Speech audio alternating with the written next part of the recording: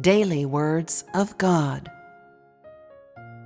God's possessions and being, God's essence, God's disposition, all has been made known in His words to humankind.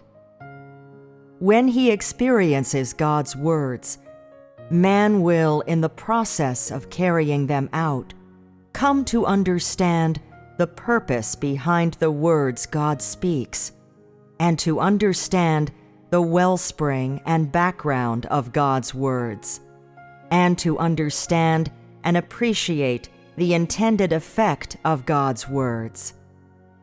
For humanity, these are all things that man must experience, realize, and access in order to access truth and life, realize God's intentions, become transformed in His disposition, and become able to submit to God's sovereignty and arrangements. At the same time that man experiences, realizes, and accesses these things, he will gradually have gained an understanding of God, and at this time he will also have gained different degrees of knowledge about Him.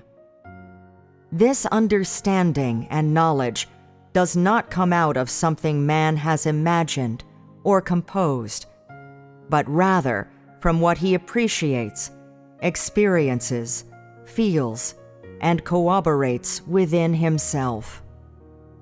Only after appreciating, experiencing, feeling, and corroborating these things does man's knowledge of God acquire content.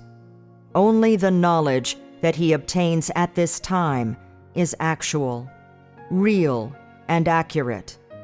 And this process of attaining genuine understanding and knowledge of God through appreciating, experiencing, feeling, and corroborating His words is no other than true communion between man and God.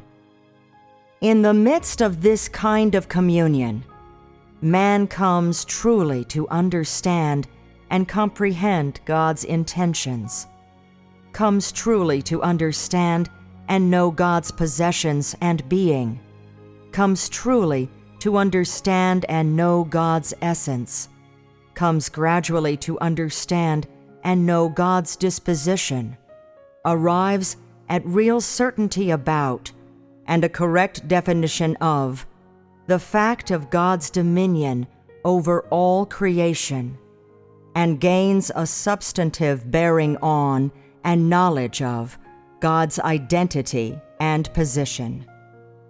In the midst of this kind of communion, man changes, step by step, his ideas about God, no longer imagining Him out of thin air, or giving rein to his own suspicions about Him, or misunderstanding Him, or condemning Him, or passing judgment on Him, or doubting Him. In consequence, man will have fewer debates with God, he will have fewer conflicts with God, and there will be fewer occasions on which he rebels against God. Conversely, man's caring for and submission to God will grow greater, and his reverence for God will become more real as well as more profound.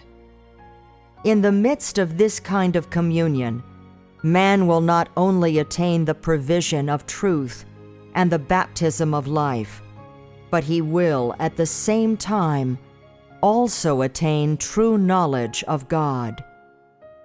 In the midst of this kind of communion, man will not only be transformed in his disposition and receive salvation, but he will at the same time also garner the true reverence and worship of a created being toward God. Having had this kind of communion, man's faith in God will no longer be a blank sheet of paper, or a promise offered up in lip service, or a form of blind pursuit and idolization.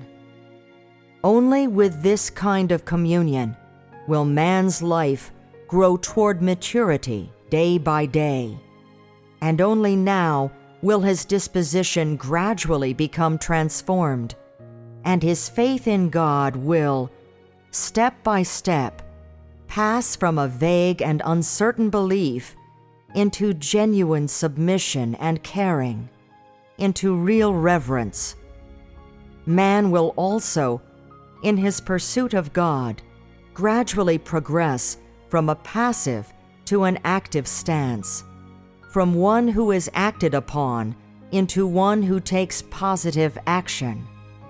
Only with this kind of communion will man arrive at true understanding and comprehension of God, at true knowledge of God. Because the great majority of people have never entered into true communion with God, their knowledge of God stops at the level of theory, at the level of letters and doctrines. That is to say, the great majority of people, no matter how many years they have believed in God, are, as far as knowing God is concerned, still in the same place where they started, stuck at the foundation of traditional forms of homage, with their trappings of legendary color and feudal superstition. That man's knowledge of God should be stalled at its starting point means that it is practically non-existent. Apart from man's affirmation of God's position and identity, man's faith in God is still in a state of vague uncertainty. This being so, how much can man have of true reverence for God? No matter how firmly you believe in His existence, this cannot take the place of your knowledge of God, nor of your reverence for God. No matter how much you have enjoyed of His blessings and His grace, this cannot take the place of your knowledge of God. No matter how willing and eager you are to consecrate your all and expend your all for His sake, this cannot take the place of your knowledge of God. Or perhaps you have grown so familiar with the words He has spoken that you know them by heart and can rattle them off backward. Even so, this cannot take the place of your knowledge of God. However intent man may be on following God, if he has never had genuine communion with God, or had a genuine experience of God's words, then his knowledge of God would be no more than a sheer blank or an endless reverie.